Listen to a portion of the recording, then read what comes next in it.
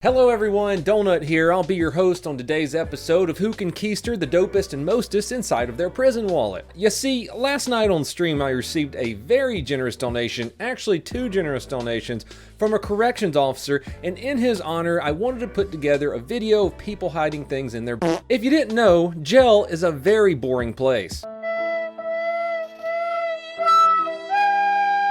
Some people just innocently want to spice up life behind bars with a little bit of contraband. Things like drugs. Let me explain.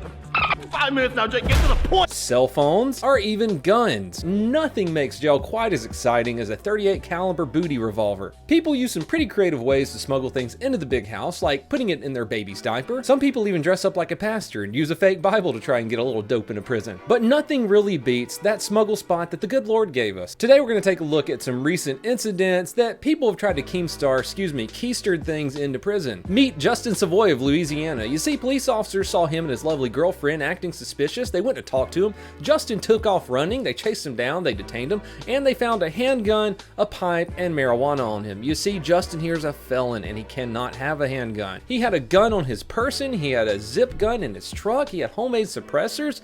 And when they got to the jail, a gun fell out of his. Justin was charged with felony possession of a gun. 26-year-old Florida man Patreon Stokes was pulled over for speeding. A search was done on his vehicle where police officers found meth, heroin, crack. They took him to jail, and then something odd started happening. $20 bills started falling from his.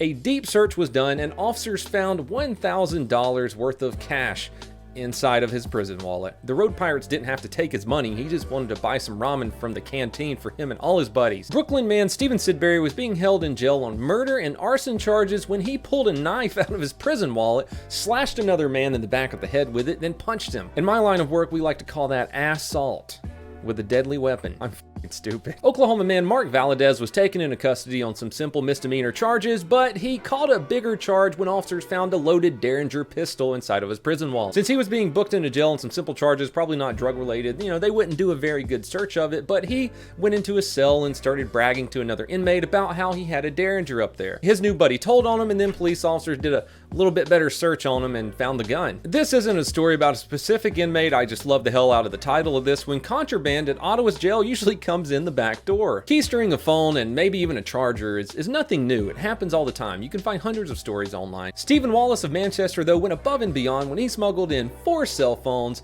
2 chargers, and 4 SIM cards. Drugs are always a common thing that people put in their all-natural hidey hole. Sometimes people, though, get a little bit more recognition for the amount of drugs they put in there. This is kind of an old one, but we're still going to mention it because it's kind of impressive. 27-year-old Karen McAlunas was arrested for drug possession. On the way to the jail, the officer who was driving her saw that she was fidgeting around a little bit, and when they got to the jail, it was discovered that she had 54 bags of heroin up there. Don't do drugs, kids. You might end up shoving 54 packets of heroin into your body. 26-year-old Reese Brown was being held in custody when he pulled a lighter out of his prison wallet and tried to set the camera on the wall on fire right after doing some pretty sweet dance moves.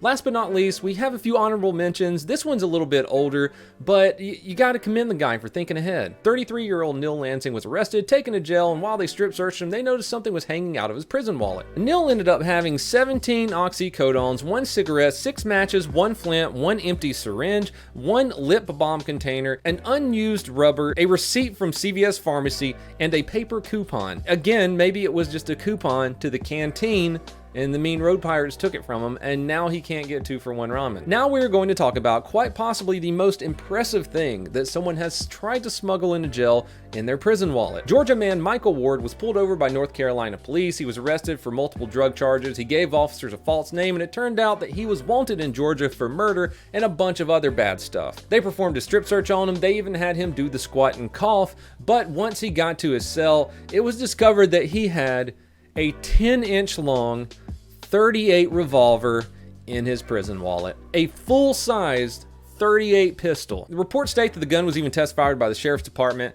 to determine its functionality, and it was in operational condition. Hey Jim, we're gonna need you to shoot the butt gun. But I shot the last butt gun. Nope, it's your turn. You're gonna shoot the butt gun. Other honorable mentions: a 35-year-old Milwaukee woman tried to smuggle chicken and waffles into a prison. A Florida corrections officer and his wife were arrested for trying to smuggle cheeseburgers and lemon pepper wings into a prison. The last story we're gonna talk about, because it is the most recent, it is from today, and you know it's about Florida man. 40-year-old Florida man, Wesley Scott, had 3 syringes in his prison wallet when he was being booked into jail, and he claimed that they were not his. I guess they just happened to end up there, who knows. And that is the last bit of amazing adventure I have for you today. I hope you enjoyed this episode of What's in My Prison Wallet. I am 100% sure that this video is going to be demonetized, so if you want to help support the channel, you can do so at patreon.com/DonutOperator. Get some super sweet merch at donutoperator.com, or head over